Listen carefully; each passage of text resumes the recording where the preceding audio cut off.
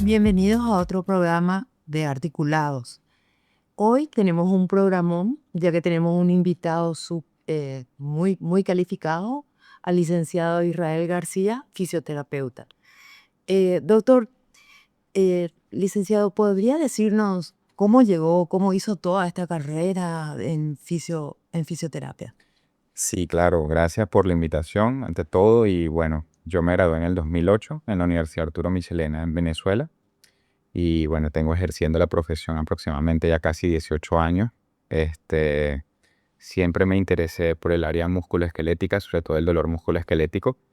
Y bueno, en ese camino fui haciendo formaciones en orden de tratar de ayudar a los pacientes que tienen dolor. Y bueno, ya me he ido un poco más, como digo yo, a nivel profesional enseriando y he estado más específico en áreas específicas, entre eso es condiciones reumatológicas. Y bueno, terminé haciendo un certificado en dolor, teoría y ciencia con la Universidad del Sur de Australia. Actualmente estoy por presentar tesis en la Universidad Católica Nuestra Señora de Asunción en una maestría que es en intervenciones cognitivo-conductuales. Y luego vine acá porque me invitaste. Muchas gracias por tu presencia, ¿verdad? Y bueno, hoy queremos hablar especialmente de la artrosis o de la osteoartritis, como lo llamarían otros profesionales, ¿verdad? Y qué importancia o cómo ven ustedes los fisioterapeutas a este tipo de pacientes y el tratamiento del dolor específicamente. Claro, la artrosis, bueno, como ustedes saben, es la condición de osteoartritis o la condición articular más común en el mundo. Una de las principales causas o las razones de por qué el paciente acude es dolor, es discapacidad, es que ha disminuido muchísimo su calidad de vida. Puede tratarse en cualquier parte, en cualquier área del cuerpo. La osteoartritis de rodilla es como que la más común que se encuentra. Y la manera como nosotros los vemos tal vez ha ido a la par de cómo se ha ido cambiando el paradigma de cómo se ve la artrosis hoy en día. Antes, probablemente ya por ahí en el 2010, tratábamos la artrosis de una manera bastante estática, pasiva, al paciente acostado en una camilla, mucha intervención de aparatos, de tecnología, terapia manual, siempre con el objetivo de aliviar dolor, ¿verdad? Y luego hemos ido entendiendo que no es solo el dolor lo que vamos a atender, también es la discapacidad generada por el dolor. Sabemos que hay diferentes componentes dentro de la artrosis, como la debilidad muscular, el paciente que ya deja de hacer actividades. Entonces, el tratamiento fue cambiando de paradigma y hoy en día se ha convertido en un tratamiento más de educación y de actividad o ejercicio físico. Bueno, eso que comentaste es fundamental, porque para el paciente finalmente el dolor a qué lleva a una pérdida de funcionalidad. Entonces es fundamental que todos sepamos que en realidad con el ejercicio no solamente vamos a disminuir el dolor, sino que vamos a ir ganando también funcionalidad. ¿Cuáles son los tipos de ejercicio que indicas tú a los pacientes con artrosis? Bueno, antes de nosotros indicar ejercicios, tenemos que ver el caso individual, o sea, qué es lo que requiere la persona que está padeciendo la condición dolorosa. Lo primero es la educación, ¿verdad? Nosotros tenemos que dividir, es muy importante que dividimos entre ejercicio y actividad física. La actividad física es todo lo que sea movimiento que tenga algún tipo de gasto energético y el ejercicio es como un subtipo de actividad física más estructurado, donde un tiempo es limitado, un número de repeticiones con un objetivo específico. Entonces, previo a la evaluación, donde determinamos qué es lo que está pasando a esa persona, o sea, podemos determinar si se está levantando o sentando de la silla con dificultad o no, si está subiendo o bajando escaleras con dificultad o no, si aparece el dolor en esos momentos, si es en un movimiento específico al flexionar o al extender, ¿verdad? Probablemente eso nos da pista de que tal vez la dirección del ejercicio debería ser hacia esos movimientos que la persona está manifestando que le duele o le dificulta. Los mejores ejercicios es el que se hace, ¿verdad? No existe un gol estándar de decir, mira, yo tengo la sentadilla que es la mejor de este tipo. Eso en realidad todo es mito del fitness. El mejor ejercicio es el que haga el paciente como pueda hacerlo dentro de los parámetros que le permita hacer su cuerpo. Como hoy estamos hablando especialmente de la artrosis de cualquier parte del cuerpo o la artrosis generalizada, ¿qué tipos de ejercicios como fisioterapeutas indican a estos pacientes? Bueno, previo a la evaluación, vamos a determinar qué es lo que más necesita la persona, ¿verdad? Si la persona tiene una dificultad para levantarse o sentarse, si tiene dificultad para subir o bajar las escaleras, los ejercicios deberían ir enfocados a esa pérdida de capacidades físicas. O sea, donde la persona dice, ya me dificulta hacer esto, bueno, vamos por eso, vamos a hacer este tipo de ejercicios. Y se pueden emular o repetir esos patrones de movimiento utilizando los aditamentos de pesas, ¿verdad? Pero aparte de eso, es muy importante en la artrosis añadir actividad física, ¿verdad? Entonces, la actividad física es todo lo que sea movimiento y que tenga un gasto energético, y el ejercicio viene siendo como una subactividad física controlada, números de repeticiones, manejo de cargas y todo, ¿bien? Entonces, le prescribimos los dos y siempre en base a las necesidades de la persona y dónde se encuentra el dolor. Ya, como reumatólogo, al derivarte un paciente con artrosis de rodilla, ¿te vale o te sirve, mejor dicho, un pequeño resumen o qué es lo que yo pretendo con este paciente? Si lo estoy preparando para una cirugía o para una recuperación de un postoperatorio, ¿sirven estos datos en el pedido que te llega para intervenir? Claro que sí, o sea, toda información es buena, y el criterio de parte del reumatólogo o la reumatóloga, el hallazgo que sea en el examen clínico, y siempre y cuando también va enfocado a las necesidades de la persona, eso es bienvenido porque también nos ayuda a dar una guía en la incertidumbre de lo que es el manejo de las enfermedades, ¿verdad? Entonces, nosotros, a pesar de que tenemos esa guía o nos pueden dar unas recomendaciones, necesito que este paciente se somete a una cirugía en 6 meses, necesitamos aumentar la fuerza muscular, también está esta evaluación de la fisioterapia, que también nosotros podemos detectar cosas como catastrofismo, nivel de kinesiofobia, miedo al movimiento. Y eso también se lo podemos expresar a la reumatóloga, al reumatólogo. Y bueno, o sea, creo que reumatología y fisioterapia hacen un muy buen dúo de trabajo. Y para comenzar, ¿qué recomendarías a una persona que tiene una escasa movilidad, que prácticamente se mueve lo mínimo, lo justo debido a su artrosis, con un grado de artrosis avanzada, a lo mejor en rodillas, en cadera, con mucha pérdida de funcionalidad, concretamente en la rodilla? ¿Qué recomendarías? ¿Cómo iniciarías? ¿Influye mucho el número de repeticiones, la fuerza que le vas aplicando de entrada? ¿Cómo se maneja habitualmente eso?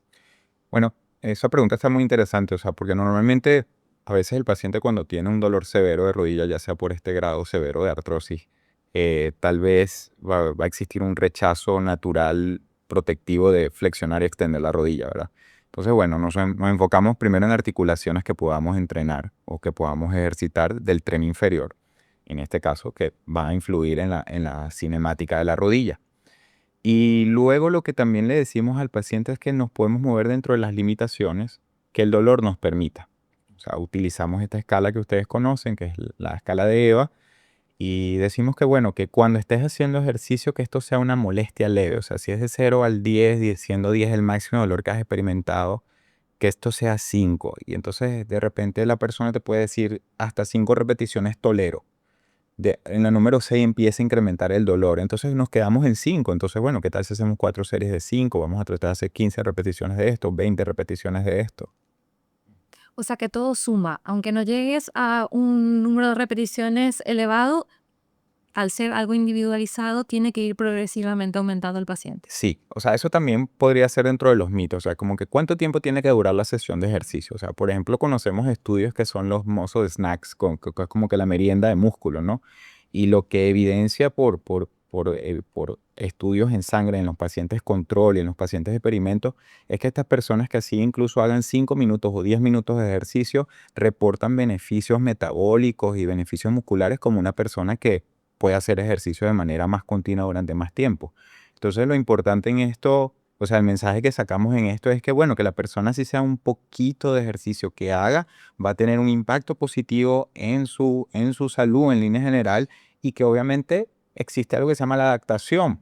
O sea, esta persona va a ir adaptándose a eso y dice, mira, ya hago 5 repeticiones fáciles, ¿qué tal si hago ahora 7? ¿Qué tal si hago ahora 10? Y cuando te das cuenta, te está haciendo 45 minutos sin problema. ¿Y cómo hacemos para mantener la motivación del paciente? ¿Qué instrumentos utilizan ustedes para mantenerlos activos? Porque una característica de los pacientes con artrosis, más con los pacientes añosos, es que fácilmente desisten de su terapia debido a que o no ven resultados inmediatos. Y bueno, ¿cómo los motivan ustedes a continuar? Mira, acá es donde la psicología creo que también juega un poquito el papel de qué podríamos hacer nosotros si conocemos ciertas estrategias psicológicas para que la persona se adhiera al tratamiento, ¿verdad?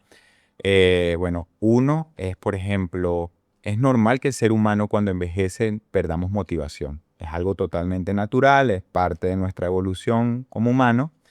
Entonces lo otro es que, bueno, explicarle a la persona que tenemos que empezar a hacer algún tipo de actividad o algo que te guste, ¿verdad? Entonces acá es donde también viene este mito y te dicen, bueno, pero es que para la artrosis lo mejor es el pilate o lo mejor es la natación. Y si la persona tiene una fobia al agua, entonces que no va a hacer entonces ejercicio porque o que lo vas a someter a torturar en el agua. Entonces siempre ahí la persona se abre y te descubre y te dice, bueno, sí, yo siempre he querido caminar un poco más todos los días, pero no sé si lo puedo hacer. Entonces ahí tú le dices, bueno, mire, ¿qué tal si empiezas a caminar? Y pero me duele. ¿A cuánto tiempo te duele? No sé. Y bueno, ahora necesito que me digas en cuántos minutos te duele. Y le mandas esa tarea y te vuelve otra vez a la semana a la consulta y te dice, mira, me duele al minuto número 15. Bueno, me vas a caminar todos los días 15 minutos. Estás haciendo algo que te gusta y estás llevando un control y eso también hace como una ancla de fijación que la persona esté pendiente del tiempo, esté en momento presente, esté ahí. Va a haber periodos donde probablemente necesita descansar, dormir más, me vienen unas vacaciones mejor, no voy a entrenar y vete de vacaciones, eso también es terapia. Em, y poco a poco sabemos también que cuando nosotros empezamos a hacer algo de manera repetitiva, se hace un hábito. Y una vez que la persona ya experimenta los beneficios de la actividad física y del ejercicio por un tiempo decente, semanas, difícilmente se va. O sea, difícilmente lo deja. Yo por experiencia clínica, anecdótica, no es evidencia, pero muchas abuelas te dicen, o sea, tenían 2 meses haciendo ejercicio, ya estaban levantando pesas y todo súper bien, dejan de hacer, vinieron las fiestas y todo, y llegan después, ahorita en enero, y te dicen, pero si yo levantaba 40 kilos y dejé de hacer ejercicio y levantar ahora a mi nieto en 9 kilos me cuesta. Perdiste condición. Y quieren otra vez volver otra vez a lo que venían haciendo. Entonces eso es muy importante, es saberlo graduar, es saberlo administrar y sobre todo la atención centrada en la persona, lo que le gusta hacer. Es muy importante. Israel, entonces yo quiero aprovechar, te quiero hacer transmitir algunas consultas que encuentro mucho en consultorio respecto a los pacientes. Entonces, ya que hablamos de mitos, ¿qué pasa? Si yo, por ejemplo, tengo una hernia lumbar, ¿puedo alzar pesas? ¿Puedo hacer abdominales? Sí, sin problema, no hay contraindicación para eso, o sea, no existe evidencia que respalde eso. Muchas veces, o sea, también sabemos que muchas enfermedades tienden a ser también como sociales, ¿no?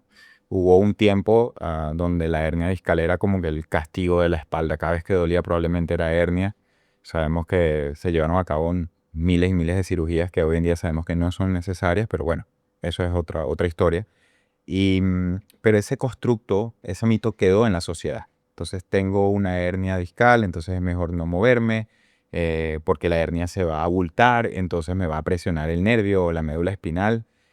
Hay suficiente evidencia actualmente de estudios biomecánicos que evidencian lo contrario. O sea, la hernia discal, pues, la columna puede moverse en diferentes direcciones y no necesariamente ni siquiera el disco se mueve, empezando por ahí. Entonces, pero digamos que la persona tiene este diagnóstico y si es que tiene hernia, hay un dolor relacionado a la hernia, porque todo dolor lumbar depende. O sea, podemos tener una hernia sin dolor o podemos tener un dolor discogénico característico de la hernia discal. Pero aún así, sabemos que cuando la persona hace ejercicio, el dolor disminuye.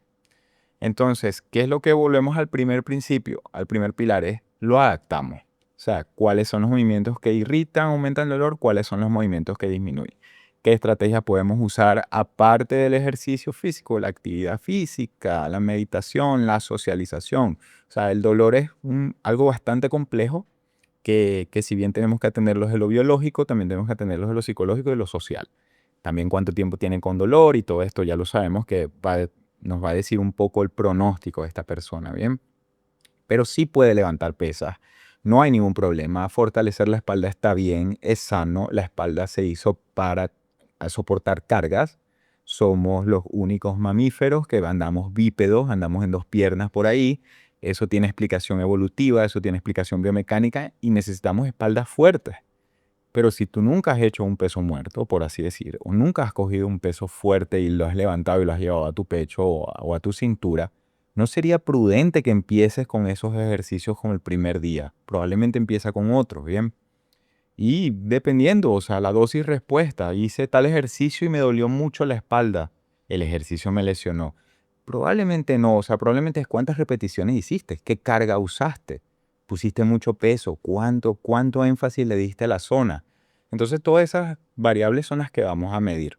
Pero lo principal es no prohibir, o sea, no decirle a la persona, no puedes coger más peso, no puedes hacer más cosas, porque eso no tiene plausibilidad biológica con nuestra columna. También transmitiendo lo que los pacientes nos preguntan constantemente es, ¿qué más tengo que hacer aparte de fisioterapia? ¿Verdad? Y eso te lo transmito a vos. Em, Porque nos mencionan muchas veces la dieta, qué tipo de dieta tengo que hacer, qué antiinflamatoria, qué anti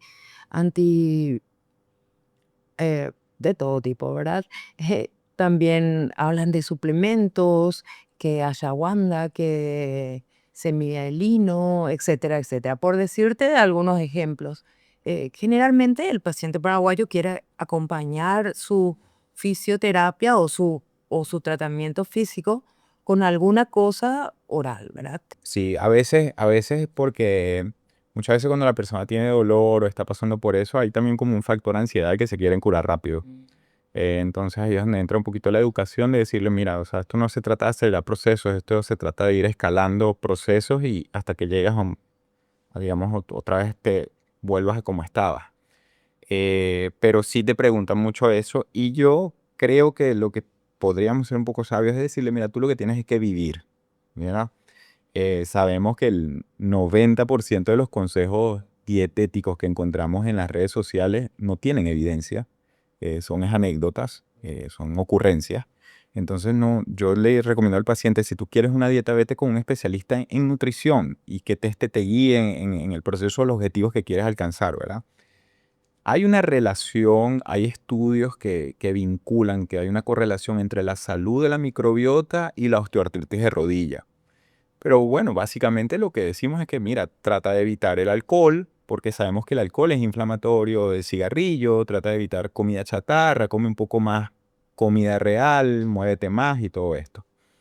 Y otro factor importante que le decimos a las personas en el manejo de dolor, que eso lo aprendí en la formación con los australianos, es que em, hay una parte social que la gente olvida. A veces esta persona, cuando tú inspeccionas un poquito en su vida más íntima, te dicen, ya yo dejé de ir al asado, ya yo dejé de ir al pádel, ya yo dejé de ir a jugar cartas con las amigas. ¿Y cuánto tiempo tenías tú haciendo eso? Y 15 años, jugamos timba todos los miércoles, pero con este dolor de rodilla no quiero ir. Entonces ese aislamiento social puede también ser un factor que hace que la persona experimente más dolor. O sea, como que sube el volumen de la intensidad del dolor. Y eso es muy importante decirle a la persona, es, trata de reconciliarte otra vez con tu vida. El dolor es simplemente una parte que está pasando. O sea, trata de vivir tu vida. O sea, vuelve otra vez a esas actividades que te dan gozo. Vuelve otra vez a ser tú y no dejes que el dolor te robe tu identidad. Porque ese modelo de pensar que se me va a quitar el dolor y ahí es donde voy a volver, ese no es. Es atravesar la tormenta. Con dolor vamos a ir haciendo esto, hasta que pase. Y una pregunta más respecto a lo que suelo escuchar de los pacientes. Em, ¿Qué opinas, por ejemplo, de el bastón o del andador, que son herramientas que los pacientes utilizan para ganar movilidad porque también le dan más seguridad? ¿Crees que eso va en contra justamente de que o sea, vayan perdiendo más masa muscular o de que se desequilibren con más facilidad porque van olvidándose de la parte de trabajar ellos mismos sus músculos? ¿O crees que al contrario son realmente herramientas accesorias que habría que complementar con el ejercicio? Mira, son herramientas que pueden tener una función específica y que no hay que abusar de ellas, ¿verdad? O sea, los pacientes, si en algún momento necesita, se debe usar, pero no porque las estén usando tenemos que dejar de hacer, por ejemplo, ejercicio, tenemos que dejar de hacer actividad física, tenemos que dejar de tomar los medicamentos. No, o sea, puedes usar el bastón, pero tenemos que seguir fortaleciendo como si quisiéramos no usar el bastón. Tenemos que seguir buscando más independencia como si no quisiéramos el andador, ¿no? La verdad. Em, Creo que si se le apoya mucho en eso, y eso es una parte entra en la educación en la familia, cuando se tiene sobre todo el adulto mayor o el paciente posquirúrgico, donde se le dice, ok, que lo use, pero tiene que ser finito. O luego podemos tener el caso de un adulto mayor ya con una edad bastante avanzada, que probablemente ya lo necesita, pero por cuestiones ya de edad, de tiempo, ya no sirve como un accesorio que podría disminuir el riesgo de una caída. Entonces hay que ser un poquito equilibrados, o sea, ni mandarlo mucho ni quitarlo tampoco. Nos ha quedado bastante claro todos tus conceptos, Israel, y esperamos que llegue realmente a la gente y que comprenda la importancia del movimiento en el tratamiento del dolor. Entonces, ¿quieras dar algún redondeo, algún mensaje final a todos los que te están escuchando? Bueno, que si están pasando por dolor o tienen algún conocido, un familiar, que se traten de hacer las cosas bien, o sea, acudan al médico, acudan al especialista, no caigan en la trampa de los arreglos rápidos, sobre todo con el manejo del dolor. Yo tengo muchos pacientes que tienen mis redes sociales y siempre me están mandando videos de un influencer que dice que este es el mejor dolor si te duele la parte de adelante de la rodilla o la parte de atrás. Y eso no existe, no hay curas rápidas. Esa obsesión que se tiene como de quitar el dolor de una vez, eso es algo que en realidad lo que termina generando más frustración a la persona, porque bueno, dice, ya lo intenté todo, ya pagué los $80 con y me sigue doliendo. Entonces, bueno, que se hagan las cosas, que busquen el personal calificado, que entiendan un poco que parte del tratamiento del dolor es formar parte tú, o sea, es como agarrar el sartén, se coge por el mango, o sea, entonces tú también tienes que hacer algo al respecto. Y bueno, o sea, tener paciencia y entender que es un proceso complejo. Gracias. Bueno, muchísimas gracias y con esto también resaltar que el tratamiento del dolor en general es multidisciplinario. Tenemos que trabajar entre varios especialistas para ganarle al dolor y nosotros nos despedimos y nos vemos próximamente en el próximo capítulo de Articulados.